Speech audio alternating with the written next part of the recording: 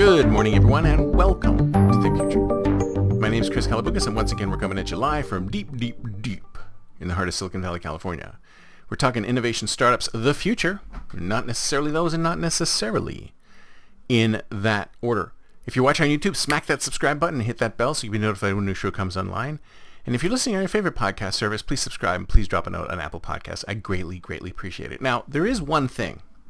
I'm going to take back a little bit of what I said a few shows ago about media and how every time there's a new media, there's a bit of a Wild West. Wild West happens. A lot of great opinions are shared, but then suddenly commercialization comes along and things are clamped down on. And I don't think it's commercialization particularly.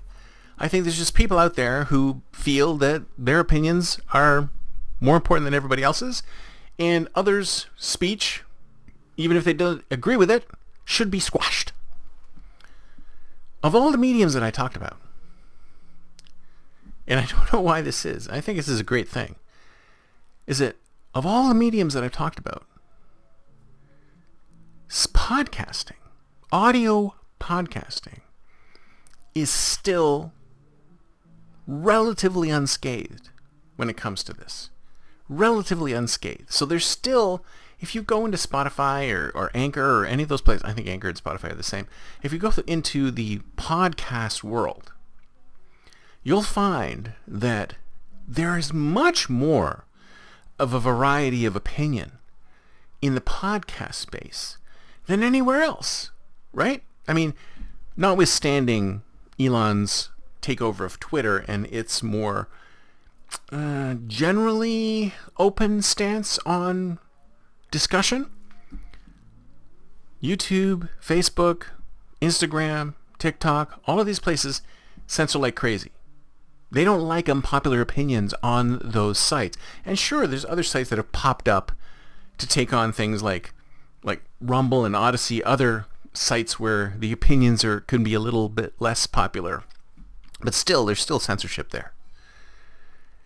However, in the podcast space, so for some reason, I don't know why this is, and hopefully me highlighting this feature doesn't sort of bring on this kind of censorship in those spaces, is that, okay, so in the blog space, the thing about blog space is that anybody can set up a blog. Anybody can set up any kind of blog they want, and they can put it out there. But the problem is that will it be found? No. If Google doesn't like your content, they're not going to show your blog. It's that simple. They don't like it, they won't show it. No matter how good it is, if it's an unpopular opinion, it's doubtful that it's going to get indexed or seen by people. So maybe blogging is okay too, but like I said, they control the gates. If they control the gates, it's almost impossible to get through them. So, enter podcasting. Video is owned by YouTube, Twitter, TikTok, and actually it's not owned by Twitter, TikTok, Instagram, and YouTube. They're owned by those platforms. Putting video on other platforms is great, and if you can actually find an audience of those other platforms, that's also great, but good luck to you. The one space which is still fairly Wild Westy is podcasts. You can still go to Apple Podcasts and see some very interesting, unpopular opinions in the podcast space. I don't know what it is about audio. Maybe it is something about audio that allows people to say, it's okay, let that guy have his opinion. Let him say what he wants, even though it's an unpopular opinion. Let him say what he wants. Let him say what he wants. Let her say what they want, what she wants. Even though it's unpopular, it's okay. Something about podcasting. And if you ask me, I kind of prefer podcasting. I mean, I like doing videos for all you, but I convert this show into a podcast. It's also a podcast, and you can listen to it as a podcast. So you can listen to it in your car or wherever you are, listen to it as a podcast. But I find there's something about podcasts, something about audio that is really compelling for people. I don't know what it is. Maybe we can, as podcasters, maybe we can speak to people more directly through some kind of audio. Personally, I think it has something to do with imagination. And think of it this way. When you're watching a video, like you're watching me now, if you're watching me on YouTube, you're watching a video, you know exactly what I look like. You can see my office. You can see where I'm sitting. The sun, the California sun's coming in. It's beautiful. 72 degrees.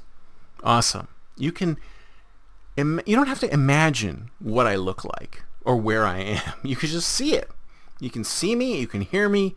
It's basically like I'm standing in front of you, right? There's almost no effort on your part to figure out what's going on with what I'm saying or what you're seeing, right? You're getting an audio-visual reproduction. You're not getting a kinesthetic reproduction, but you're getting an audio-visual reproduction of me talking.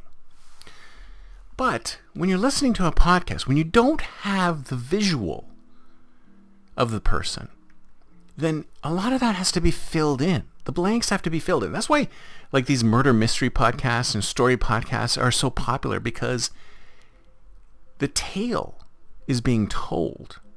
And in the telling of the tale, you personally are investing yourself in expanding upon the tale, because you only know the audio portion of the tale.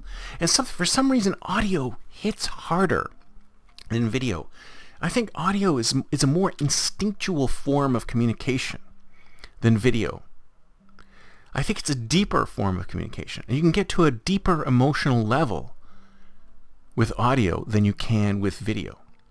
Have you noticed that when you're watching a video and the video looks okay, but the audio is out of sync, or there's something going wrong with the audio, you're much more annoyed about audio problems than you are about video problems, because you can handle like skittering videos and stuff like that. But when there's an audio problem, bigger issue.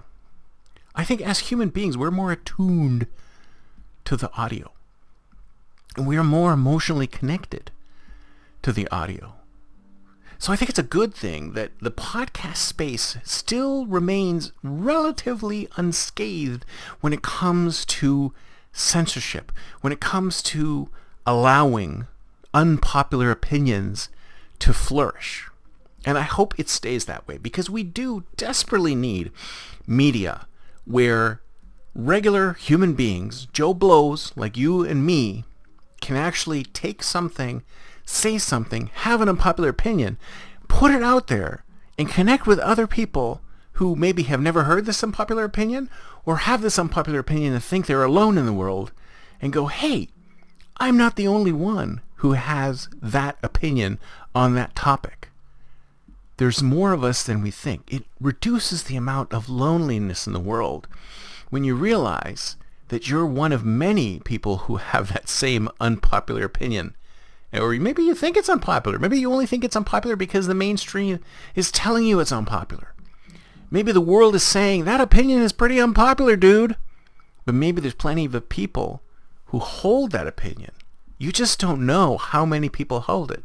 You've just not connected with other people who have that same opinion.